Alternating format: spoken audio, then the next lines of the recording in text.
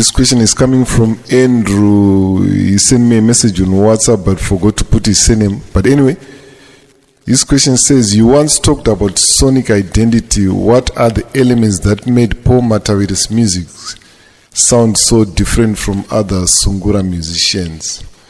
Okay, that's a very good question. Because if you listen to Paul Matavire's music, you do not mistake it for anybody's music. It was just Paul Matavire's music. So besides this very good and impressive poetry and use of deep Shona and deep Ndebele, there are some other elements as well to his music that made him stand alone. So I'm going to analyze those.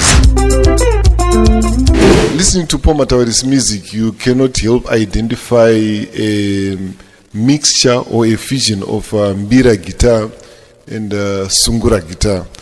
Because most artists, if they are playing Sungura, they just play Sungura guitar with intervals that are used for Sungura, like thirds and sixths and octaves.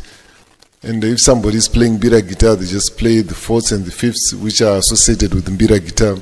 But with Paul Matavire, he fused both of them.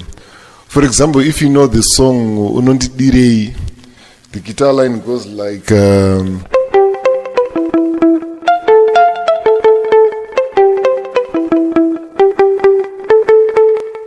that's typical Mbira guitar. You cannot mistake it for any other genre. When the rhythm guitar comes in, it comes in with a proper Sungura rhythm guitar. In some songs, you'll be mixing Mbira guitar with Sungura guitar in the same song.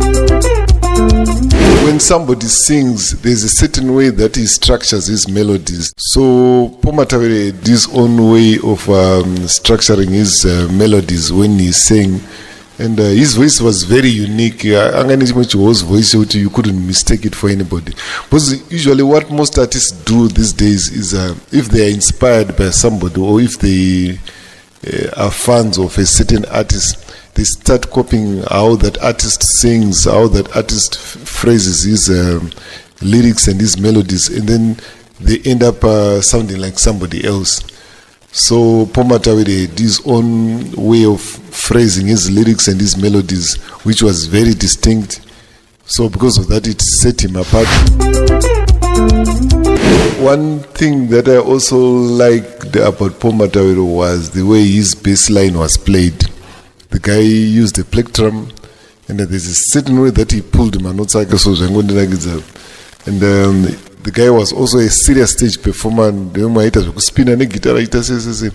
So that combination set Paul Matavire apart. And in the music industry, being different is something that sells a lot.